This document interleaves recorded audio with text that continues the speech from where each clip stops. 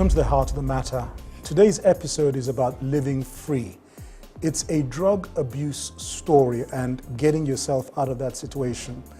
Drugs, be they class A or class B, narcotics like heroin, cocaine, maybe some people say softer drugs like alcohol, tobacco, marijuana, whichever it is, it doesn't really know any age. It's from the old to the young.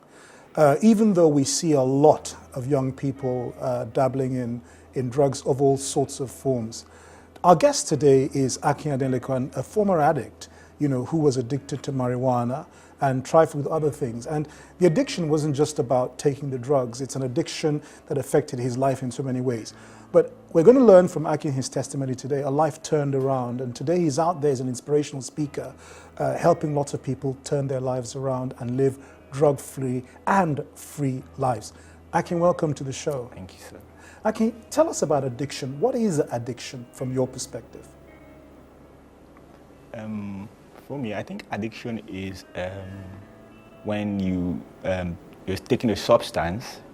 Could be the substance could be cannabis, could be alcohol, could be cigarette, and after a while, it becomes you become tied to it. That's the way I'll explain my own words. You become tied to it, and it takes over. It consumes you. So something you end up not being able to do without. To do without it. Okay. It's now controlling you. In the beginning, you think you're the one in control, but over time, you discover that it's now controlling you. You can't do without it, and the end is destruction. It leads to destruction. That's just it. So, how did you get into that situation of an addiction? What's your story? For me, I always take it from my family. I came from this family where I had like a dysfunctional family. That was not really a family. I had issues. My dad, I was like someone that they looked upon as useless. Growing up, that was what I had every day. Usually, you can't amount to anything in life. You end up in prison, you end up firing squad. At a point in my life, I just got tired. And one day, I just absconded from home. I ran away from home. But you also had mentioned earlier on to me, before we started the show, about violence in the home as well. My late dad was a very was violent that to person. you, to all of us, your mother? to my mom, beat my mom. We saw that a lot. Okay. We saw that, though at the twilight of his life, he kind of changed, but the damage had already been done. Okay. So all of that, you were traumatized already by that. Sir, You were yes, discouraged by all the harsh words, and then you left home. I left home. And you went where? I left home and I was on the street. I was living with somebody. Somebody took me. I was on the street for a while. Then somebody took me and I was staying with him. But I had a free hand. I could do whatever I wanted. And that was a point. Before then, I started taking cigarette. And that was a point, 1992 precisely, I started taking drugs. I started with cannabis. And from 92... What, taking cigarettes led you to cannabis? Yes. I started taking cigarette, alcohol. Then from there, at a point, I graduated into taking marijuana, cannabis. Okay. Sometime in, I think, October 92. Yes. From that point, I was doing marijuana from that point till around 99. By then, I'd gotten into school. I got involved in cultism, along the line. I couldn't continue with my education. I dropped out because of my... Was that because of the drugs or money or what? It was not... Then there was this, I was like, I couldn't stay in a place, I was in school then, I couldn't stay in a place. There was so much was going on in my life then. It was when I met Christ that I understood what was happening then. But like there was a part of me that was missing. I was searching for something. I didn't know what it was. So I couldn't stay in a place. If I started something, I wouldn't end it. But by the time I got into cultism, I was tired. At a point, I was like, I wanted a different life. I didn't want to go on like that. I wanted to stop drugs, but I couldn't stop it on my own. At the point, I just dropped out of school. And I came back to Lagos. And I was staying with my sister, but I was still on drugs. Now, this particular night in 99, there's this place, I stay in a Lagos suburb. So there's this place called, in local parlance, in Yoruba, Agbole. So they have Agbole, a lot of drugs, free for all drugs. You see small kids. Yeah. So that very day, I'd gone there, and I'd taken marijuana, my friends. But I started hearing voices. So I was like, this is strange. Since 92, I've not. I told my friend, I said, guy, I'm here. It was like. You were having schizophrenic yes, episodes? Yes. Wow. But wow. I was hearing voices. I was like, Telling you what? voices. I was just hearing voices. Just hearing voices. Like, it was like, there was like when you tune a radio, you know, you put it to the highest volume. Loud. Was loud. I was hearing voices from, I couldn't control my house. There was so much voices. I was like, so that night I told my friend, I said, I need to go and see a pastor who pray for me. Voices, you know. They were like, what's wrong with this guy? You know, like this and everything. I came home, I went to there was a church I used to go there once in a while. I went to the man, I told him, I said, Daddy, this is what's happening to me. They prayed for me. Yes. I went back home. That night, I think it was like 3 days later, I just slept. And I just woke up, I screamed. I just tore my clothes. I just tore my clothes. And my sister was like, they took me to the hospital, this hospital close by. Okay. I was there for like a week. Was that like a sort of regular medical hospital, was that? Yes, a regular hospital, but a small one around where I stayed. Okay. So they placed me on drugs. So those drugs started affecting me. You know, I couldn't control my tongue. Wow. Do you know what kind of drugs those were? I think they were drugs for people who had mentally, but I didn't know the. Okay. Yes, so some kind of psychiatric drug treatment. Okay. You know, but the side effects now, because some of those drugs affected they have. So my tongue, my speech, you know, I couldn't control some parts of my. Then somebody told my sister then that this is a spiritual problem, or this is not. They took me to a church. I was in the church for like a week.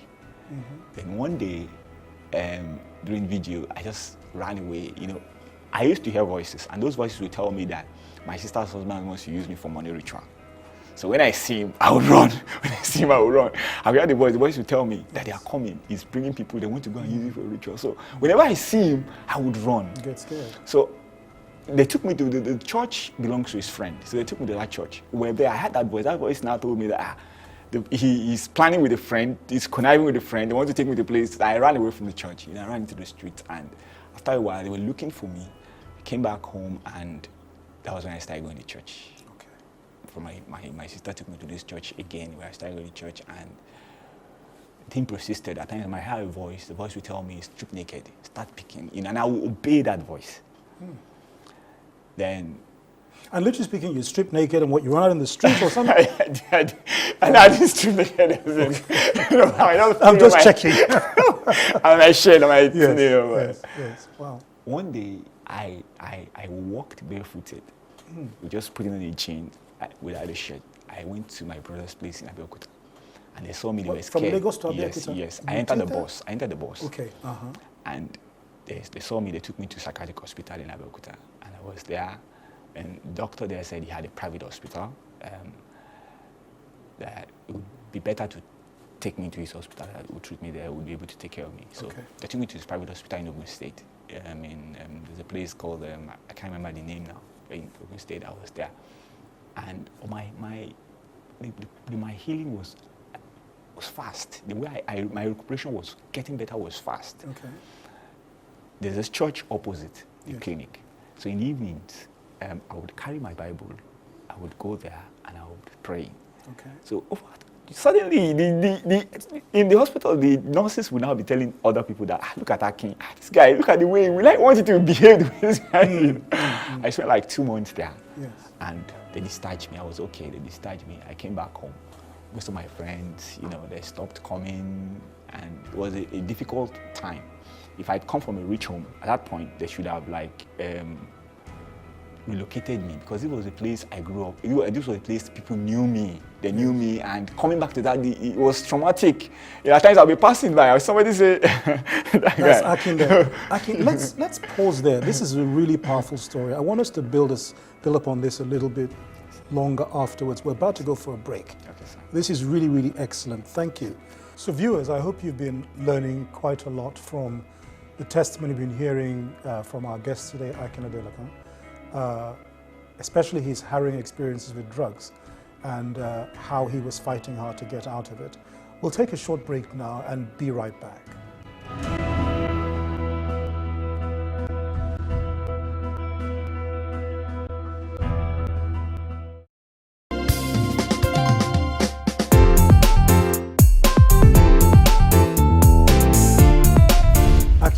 Welcome back. You were sharing with us a very, very powerful story about how you got seriously addicted with drugs, ended up in psychiatric treatment. But at the same time, there were elements where you were beginning to lean towards Christ. You were going to church. And of course, you have written a book, Know Yourself, which really gives more detail about your life story. I also see you've written a booklet, Let's Talk About Drugs. You've written a pamphlet entitled Hell or Heaven. So frankly speaking, all those who said you'd amount to nothing, I think you've proven them wrong. But I want us to now focus back on your coming out. So you were still in psychiatric hospital in a place that, as far as you were aware, you shouldn't have been there because there are people seeing you and maybe that caused you some embarrassment. But you were also going to church. You were taking your Bible and going to church across the road. I want to start with that. What was it in you? You were conscious at the same time you were struggling with an addiction of drugs. What drove you to church from your point of view? There was something that was just pulling me. It was like, I can't explain, it was like a magnet, you know. Something was pulling me. I felt something just pulling me. I couldn't understand what it was, but something was just dragging me. Something was pulling me. And I just started following. I don't understand, but I knew something was pulling me, you know.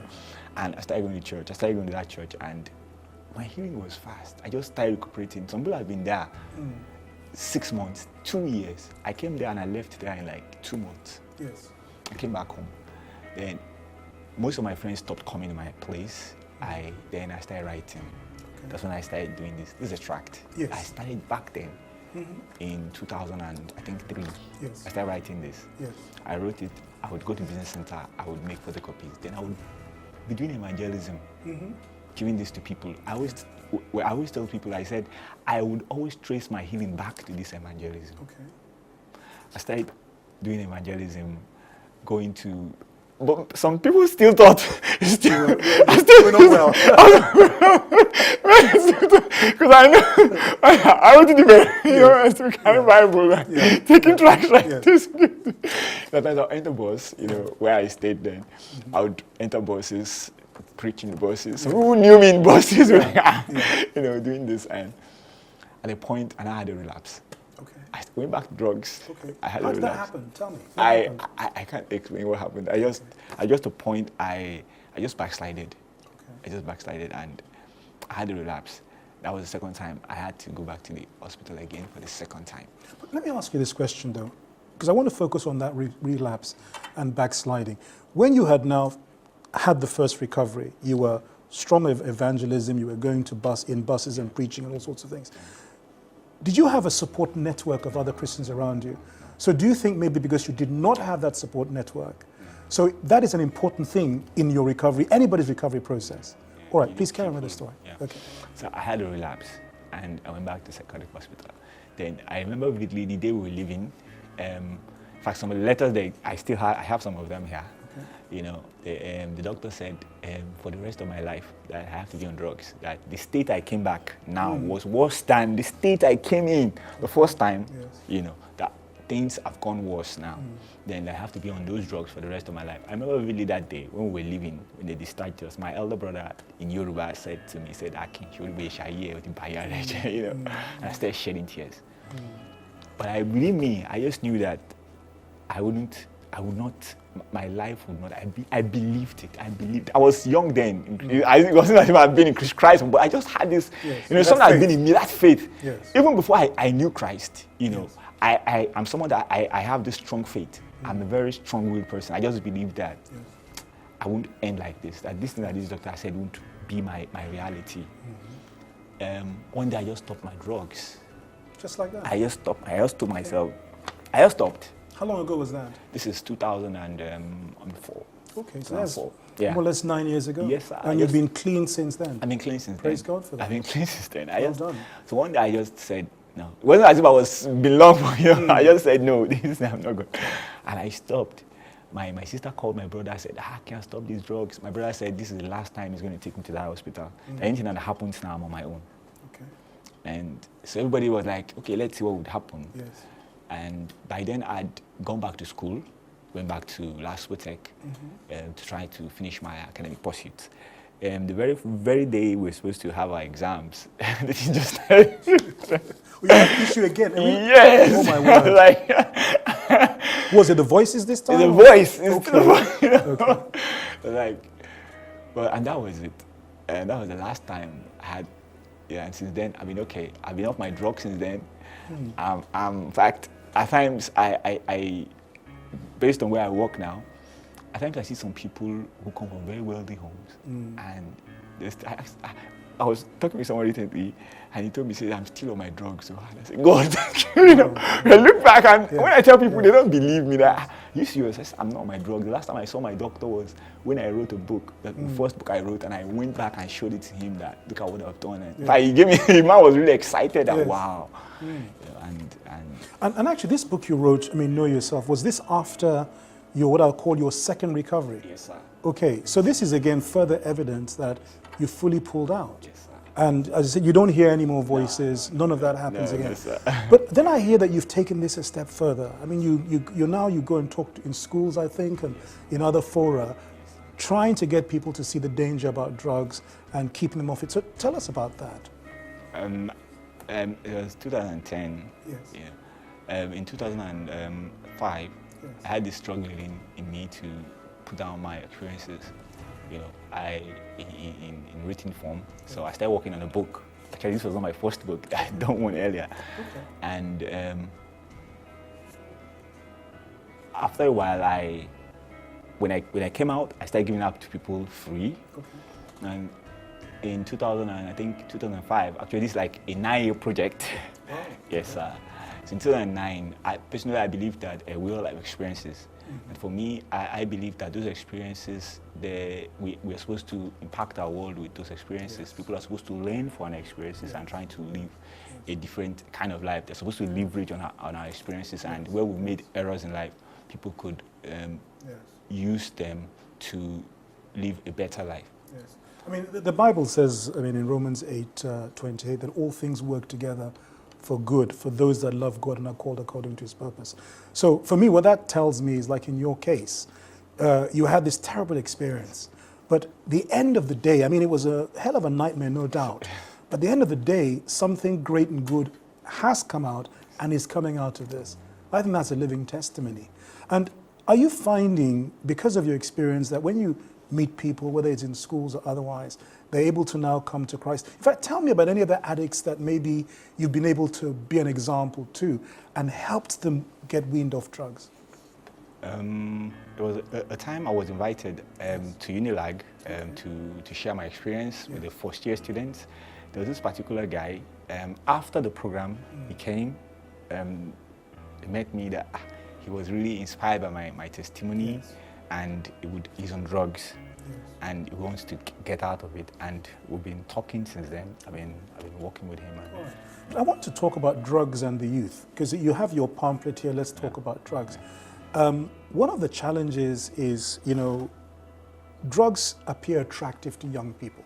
Sometimes it's because it maybe makes them feel tough. Sometimes it's because it gives them a buzz and they think, this is the cool thing to do. And as you described, maybe you go out to parties, you're mixing drugs and alcohol and all sorts of things.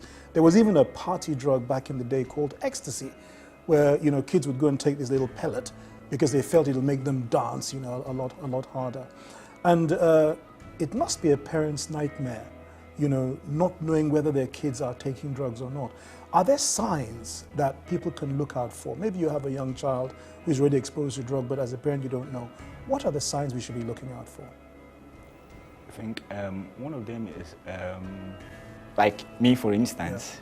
I remember there's this particular incident. I had my sister. I just came home. She just said something, and I just magnified it. You know. So basically, you become very aggressive. Very aggressive. Okay. Very aggressive.